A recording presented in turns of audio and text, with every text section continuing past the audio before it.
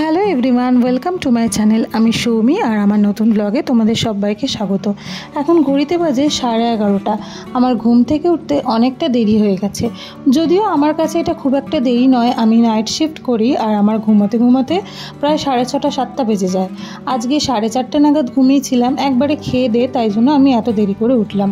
আর উঠেই আমি কিন্তু প্রথমে আমার ঘরের জানলাটাকে খুলে দিই, কারণ আমার ঘরে সেরকমভাবে আলো আসে না। আলোর সোর্স বলতে এই জানলাটা। আর তারপরে বিছানাটা একটু পরিষ্কার করে নিলাম। আমি যেহেতু একা থাকি তাই জন্য আমার ঘরটাকে আমি চেষ্টা করি খুবই পরিষ্কার পরিচ্ছন্ন রাখার। এমনিতেও আমার ঘরটা খুব একটা ছোট, মানে বেশি বড় নয়, খুবই ছোট, তাই জন্য আমি চেষ্টা করি যতটা সম্ভব পরিষ্কার করার। তারপর চলে এলাম আয়নার সামনে। এই যে দেখো আমি হাই তুলছি, এখনও ঘুমটা পুরোপুরি কাটেনি। ঘুমটাকে কাটানোর জন্য চলে গেলাম ফ্রেশ হতে। ব্রাশ নিয়ে সোজা উঠে গেলাম ছাদে। তো উঠেই দেখি যে বৃষ্টির জলে ভিজে গাছগুলো যেন মনে হচ্ছে প্রাণ ফিরে পেয়েছে।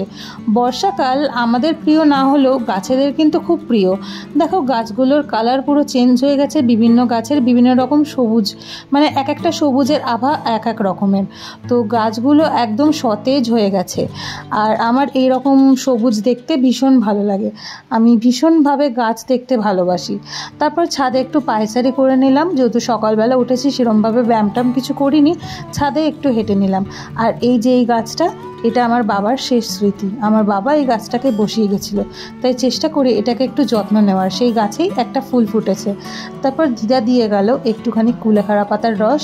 এটি একটুখানি হলেও এটা খেতে কিন্তু আমার অনেকটা টাইম লেগেছিলো, আর খেতে একদমই ভালো লাগছিল না।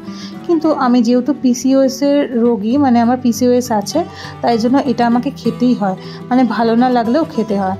তারপর একটু স্নান করে চলে এলাম আর করছিলাম এখন স্কিন কেয়ার বলতে আমি এখানে একটা ভিটামিন সি এর টোনার মেখে নিলাম, তারপর একটু লিপ বাম ইউজ করে নিলাম। ব্যাস এটাই আমার কাছে অনেকটা স্কিন কেয়ার। এখন আমি একটু ল্যাদ খাবো, তারপর বিকেলবেলা চলে যাব ছাদে। আর আমার মুখে অনেকগুলো ব্রণ উঠেছে, তাই জন্য আমি এখন একটু ময়শ্চারাইজারটা মাখছি না, মানে আমার স্কিনটা এতটা অয়েলি হয়ে যাচ্ছে, তাই জন্য ওটা আমি এখন একটু স্কিপ করছি। তো ছাদে চলে এসেছি, এখন বাজে ঘড়িতে 4টে নাগাদ। এখন আমি বেশ কিছুটা সময় ছাদের মধ্যে কাটাবো, কারণ এই যে একা একা আমার এরকম ছাদে বসে থাকতে কিন্তু ভীষণ ভালো লাগে। আর এখন যেহেতু সামনে বিশ্বকর্মা পুজো, দেখো কত বাচ্চারা ঘুড়ি ওড়াচ্ছে, আর ওই যে একটা ঘুড়ি কেটেও গেছে। আমি আগে না যখন ছোট ছিলাম ঘুড়ি ধরার জন্য অনেক দূর দূর পর্যন্ত দৌড়ে দৌড়ে যেতাম। তারপর মা দিয়ে গেল একটু পেঁপে, আর পেঁপের ওপরে ফ্ল্যাক্স সিড আর পামকিন সিড, এই দুটোকে একটু ছড়িয়ে দিয়েছিল। এটা খেতেও বেশ ভালো লাগছিল। তো আমি বসে বসে খেলাম, আর এত সুন্দর একটা দৃশ্য দেখতে দেখতে। তো তোমরাও দেখতে থাকো কত সুন্দর সূর্যটা অস্ত যাচ্ছে।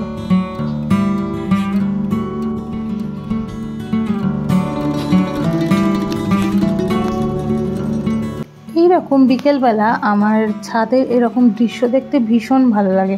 এটা আমার মনটাকে অনেকটা শান্ত করে দেয়। এই যে সারা সপ্তাহের কাজের যে এত চাপ, আমার মনে হয় ছাদে আমি যদি এরকম 1 ঘন্টা বা আধা ঘন্টা বসে থাকি, সেই চাপটা আমার অনেকটা কম লাগে। তাই জন্য চেষ্টা করি বাড়িতে থাকলে আমি একটু ছাদে বসে থাকার।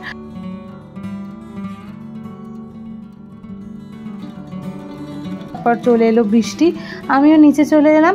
এখন আমার দিদা বানাচ্ছে লিকার চা। এরকম লিকার চা আমাদের প্রতিদিনের সঙ্গী, মানে আমরা প্রতি বিকেলবেলা সকালবেলা এরকম ফ্লেভার চা খেয়ে থাকি, চিনি ছাড়া অবশ্যই। তো আমাদের বাড়িতে আরও একজন এসেছিল, তার জন্য আমরা চা বানিয়ে নিলাম। তো চা নিয়ে চলে এসেছি আমরা সবাই। এখন চা খেতে খেতে একটু আলোচনা করা হবে, ঘরের বিভিন্ন কথা বলা হবে। তো এটাই আমাদের মানে সপ্তাহের কাজ আর কি। তারপর মুড়ি আর বাদাম দিয়ে গেল আমার মা একটু। বাড়িতে থাকলে আমি এরকম অল্প করে বাদাম দিয়ে মুড়ি খেতে ভীষণ ভালোবাসি। অফিসে থাকলে তো আর এসব খাওয়া হয় না। তারপর রাত্রের খাবারটাও দিয়ে গেল আমার মা। আমি রাত্রের খাবারটা বিছানায় বসেই খেয়ে নিলাম, যেহেতু নিরামিষ ছিল, ডালিয়া ছিল। তো ডালিয়া খেতে আমার ভীষণ ভালো লাগে, আমি বসে বসে খেয়ে নিলাম। তো আমার এই ব্লগটা কেমন লাগলো অবশ্যই জানিও। যদি ভালো লাগে তাহলে please please please like, share, comment করো আর সাবস্ক্রাইব করে দিও। টাটা।